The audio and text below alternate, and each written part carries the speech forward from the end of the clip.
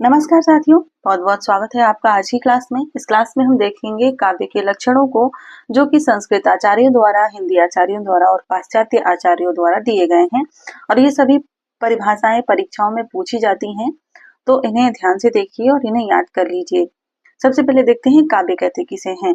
कवि के द्वारा जो कार्य संपन्न किया जाता है उसे काव्य कहते हैं। किसी वस्तु अथवा विषय के असाधारण अर्थात विशेष धर्म के विषय में कथन करना उसका लक्षण कहलाता है। काव्य शब्द की व्युत्पत्ति कैसे हुई थी? काव्य शब्द कवि में य प्रत्यय की योग से बना है, जिसका अर्थ होता है कवि का कार्य या कर्म। काव्य लक्षण को हम 3 भागों में बांट सकते हैं। संस्कृत आचार्यों द्वारा दिए गए काव्य लक्षण, दूसरा हिंदी आचार्यों द्वारा दिए गए काव्य लक्षण और तीसरा पाश्चात्य विद्वानों द्वारा दिए गए काव्य लक्षणों को। सबसे पहले हम देख रहे हैं संस्कृत विद्वानों द्वारा दिए गए काव्य लक्षण को। सबसे पहले हम देखते हैं अग्नि पुराणकार की दी गई परिभाषा।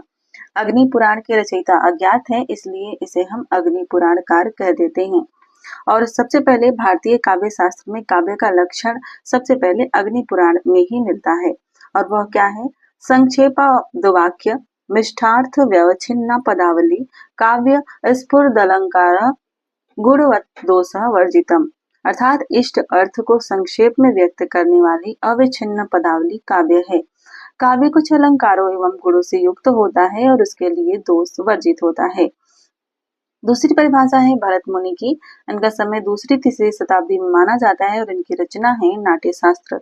काव्य लक्षणों पर विचार करने वाले सबसे पहले आचार्य भरत मुनि माने जाते हैं और उनके द्वारा प्रतिपादित नाट्य शास्त्र को नाट्य शास्त्र में नाट्य को ही साहित्य या काव्य भी माना गया है। राजशेखर ने नाट्य शास्त्र को पंचम वेद की संज्ञा दी है। तो यहाँ से प्रश्न बन सकता है कि किसने नाट्य शास्त्र को पंचम वेद की संज्ञा दी थी? तो वो थे राजशेखर। हालांकि भरत ने स्पष्टतः किसी काव्य लक्षण का उल्लेख नहीं किया है। भरत मुनि ने काव्य की शोभा बढ़ाने वाले 36 लक्षणों का वर्णन किया है, जो कि इस प्रकार है। काव्य कला की प्रशस्ति उन्होंने की है और इस प्रकार की है। मृदु ललित पदाढ़ गूढ़ शब्दार्थहीनम जनपद सुखबोध्यम युक्ति मनृत्योयोज्यम बहुकृत रस मार्गम संधि संधानम युक्तम स भवति शुभ काव्यम नाट प्रेक्षकाणाम। और इसमें इन्होंने कितने विशेषताओं को वर्णन किया है? इसमें 7 विशेषताएं हैं इस श्लोक में। कौन कौन सी हैं? मृदु ललित पदावली, गूढ़ शब्दार्थहीनता, सर्वसुगमता, युक्तिमत्ता, नृत्योपयोग्यता, बहुकृत रसमार्गता तथा संधि युक्तता। इसमें 5वां और 7वां नाटक की दृष्टि से वर्णित किया गया है और शेष में गुण रीति, रस एवं अलंकार का वर्णन किया गया है। इसका अर्थ है कोमल एवं सुंदर पदों से युक्त गूढ़ अर्थ से हीन शब्द जो जन समूह को सुख दे, जिसमें युक्ति और नृत्य की योजना हो, जो रस का मार्ग प्रशस्त करने वाला हो अर्थात आनंद देने वाला हो तथा संधि संधान से युक्त हो, वह नाटक दर्शकों के लिए शुभ काव्य होता है। अर्थ क्रियोपेतम काव्यम अर्थात अर्थ और क्रिया से युक्त रचना काव्य है। अब देखेंगे हम भामा द्वारा दी गई परिभाषा। इनकी रचना का नाम है काव्यालंकार और इनकी दी गई परिभाषा है शब्दार्थों सहितो काव्यम, यानी कि शब्द और अर्थ के सहित भाव यानी सहभाव को काव्य कहते हैं। आचार्य भामा शब्द और अर्थ के सामंजस्य पर बल देते हैं, अर्थात कविता न तो शब्द चमत्कार है और न केवल अर्थ का षष्ठ, दोनों का मिला जुला रूप है। अगली परिभाषा है आचार्य दंडी की। इनका समय है 8वीं से 9वीं शताब्दी और इनकी रचना है काव्यादर्श।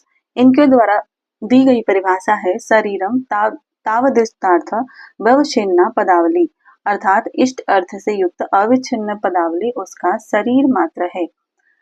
आचार्य वामन ने कहा है गुणालंकृत्यो शब्दार्थयो काव्य शब्दों विद्यते, अर्थात गुण और अलंकार से युक्त शब्दार्थ ही काव्य है। आचार्य आनंदवर्धन की परिभाषा को देखते हैं। ये कहते हैं कि शब्दार्थ शरीरम तावत काव्यम, अर्थात शब्द और अर्थ जिसका शरीर है वही काव्य है। आनंदवर्धन की एक और परिभाषा है, कहते हैं सहृदय हृदय आह्लादी शब्दार्थ मत्योमेव काव्य लक्षणम, अर्थात सहृदय के हृदय को आह्लादित करना और शब्द अर्थ से युक्त होना काव्य है। एक और परिभाषा इनकी है काव्यास्यात्मा ध्वनि शब्दार्थ शरीरम तावत काव्यम, अर्थात काव्य की आत्मा ध्वनि है, शब्द और अर्थ उस काव्य का शरीर है। भोजराज की परिभाषा देखते हैं। इनकी रचना है सरस्वती कंठाभरण और श्रृंगार प्रकाश। इनका समय माना जाता है 10वीं शताब्दी का पूर्वार्ध। इन्होंने कहा है निर्दोषम गुणवत् काव्यम अलंकार रय रलंकृतम रसावंतितम कवि कुर्वन् कीर्ति प्रीतिम च विदंती। अर्थात काव्य दोषों से रहित, युक्तों से गुणों से युक्त एवं अलंकारों से अलंकृत होता है। रस से युक्त यह काव्य कवि की कीर्ति और प्रीति को बढ़ाने वाला होता है। आचार्य रुद्रट को देखते हैं। इन्होंने कहा है ननु शब्दार्थो काव्यम।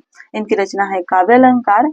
और ननु शब्दार्थो काव्यम का अर्थ होता है निश्चित शब्द और अर्थ से युक्त रचना काव्य है।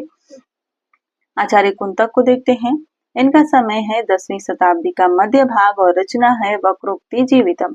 इन्होंने कहा है शब्दार्थों सहित वक्र कवि व्यापार शालिनी बंधे व्यवस्थितो काव्य तद्विहलाद कारिणी। अर्थात कवि की वक्र यानी कि श्रेष्ठ प्रतिभा से उत्पन्न वह कार्य जो शब्द और अर्थ से युक्त बंधों में व्यवस्थित होता है वह काव्य है तथा वह विद्वानों को आनंद देने वाला होता है।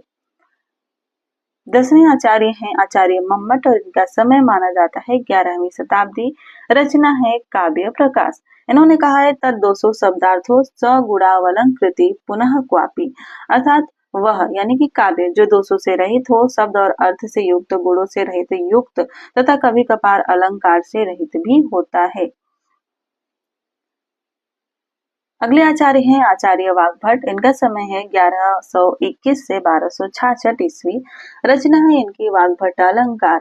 इन्होंने कहा है साधु शब्दार्थ संदर्भ गुणालंकार भूषितम स्फुट रीति रसोपेतम काव्यम कुर्वीत कीर्यते। यानी कि श्रेष्ठ शब्दार्थ गुण एवं अलंकारों से सुसज्जित रीति एवं रस से युक्त रचना काव्य है।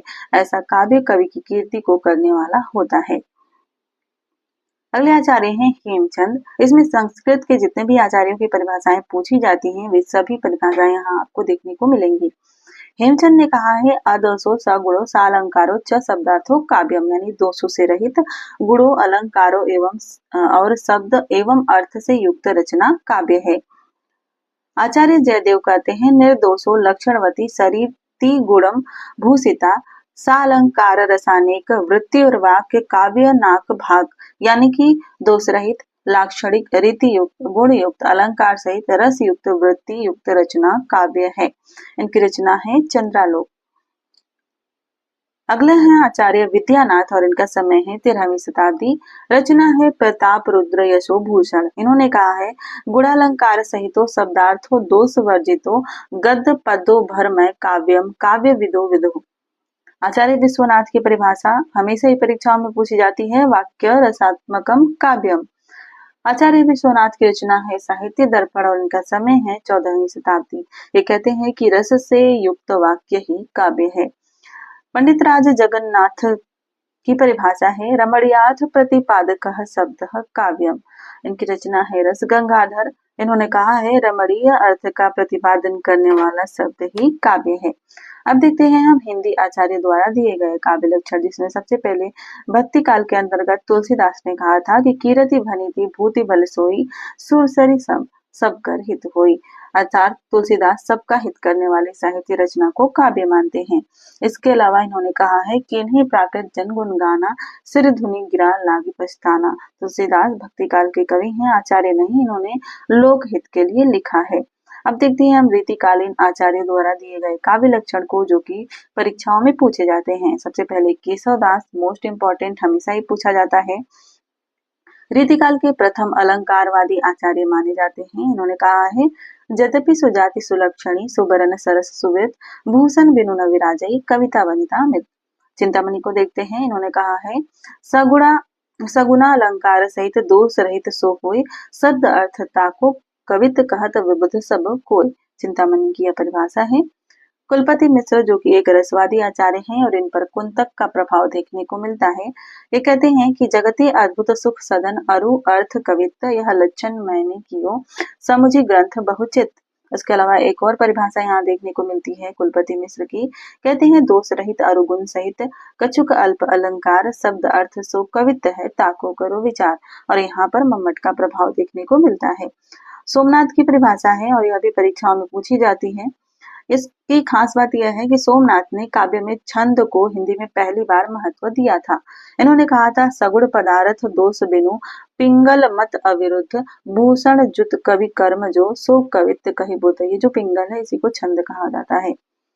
भिखारीदास की परिभाषा है, रस कविता को अंग भूषण है भूषण सकल गुरु स्वरूप और रंग दूषण कुरूपता। यह भिखारीदास द्वारा दी गई परिभाषा है। देवकवि द्वारा दी गई परिभाषा देखते हैं। इनकी रचना है काव्य रसायन। इन्होंने कहा है, शब्द जीवत ही अर्थ मन रस मत सुजस शरीर चलत वह जुग छंद गति अलंकार गंभीर। एक और परिभाषा है इनकी शब्द रसायन रचना से, शब्द सुमति मुख ते कढ़े लय पद वचननि अर्थ छंद भाव भूषण सरस सो कही काव्य समर्थ।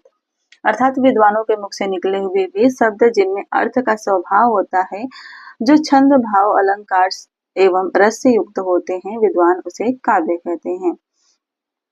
श्रीपति की रचना है काव्य सरोज और यह एक रसवादी आचार्य है। इन्होंने कहा है, शब्द अर्थ बिन दोष गुण अलंकार ताको काव्य बखानिए श्रीपति परम सुजान। यानी कि शब्द और अर्थ का स्वभाव जो दोषों से रहित एवं गुण अलंकार रसों से युक्त हो उसे काव्य कहते हैं। ठाकुर कवि कहते हैं, पंडित और प्रवीणन जो को जोह चित्त हरे सो कवित्त कहावे। अब देखते हैं पाश्चात्य विद्वानों द्वारा दिए गए काव्य लक्षण को। सबसे पहले ड्राइडन है, कहते हैं काव्य सुस्पष्ट संगीत कविता है। कार्लाइल कहते हैं काव्य संगीत में विचार है। वर्ड्सवर्थ कहते हैं कि कविता हमारे प्रबल भावों का सहज उद्रेक है। विल्सन कहते हैं भावनाओं से रंजित बुद्धि काव्य है। जॉन मिल्टन कहते हैं सरल प्रत्यक्ष तथा रागात्मक अभिव्यक्ति काव्य है। एडगर एलन पो कहते हैं सौंदर्य की लयपूर्ण सृष्टि काव्य है। वहीं मैथ्यू अर्नाल्ड कहते हैं कि कविता मूल रूप से जीवन की आलोचना है। कॉलेज कहते हैं सर्वोत्तम शब्दों का सर्वोत्तम क्रम कविता है। वहीं हर्सन कहते हैं कि कविता जीवन की व्याख्या है। पीबी शैली कहते हैं कि कविता सर्वाधिक सुखों और सर्वोत्तम मनों के सर्वोत्तम और सुखपूर्ण क्षणों का लेखाजोखा है। वहीं पीबी शैली एक और परिभाषा देते हैं, कहते हैं कल्पना की अभिव्यक्ति ही कविता है। लेहंट का कहना है कि कल्पनात्मक मनोवेग का नाम कविता है। वहीं डॉक्टर जॉनसन कहते हैं कि कविता वह कला है जो कल्पना की सहायता से विवेक द्वारा सत्य और आनंद का संयोजन करती है। इम्पोर्टेंट है, यह पूछा जा सकता है। और डॉक्टर जॉनसन की परिभाषा है छंदमयी वाणी कविता है। तो यह थी आज की क्लास, बहुत ही महत्वपूर्ण, छोटी सी लेकिन बहुत ही महत्वपूर्ण। ठीक है, यह एक ठोस क्लास है, केवल वही तथ्य इसमें हैं जो परीक्षाओं में पूछे जा सकते हैं। तो धन्यवाद क्लास को पूरा देखने के लिए, और मिलेंगे अगली क्लास में। जब तक आप इन क्लासों को देखते हैं तब तक मैं कुछ नए प्रश्न बना लेती हूँ, तो फिर मिलेंगे अगली क्लास में। धन्यवाद।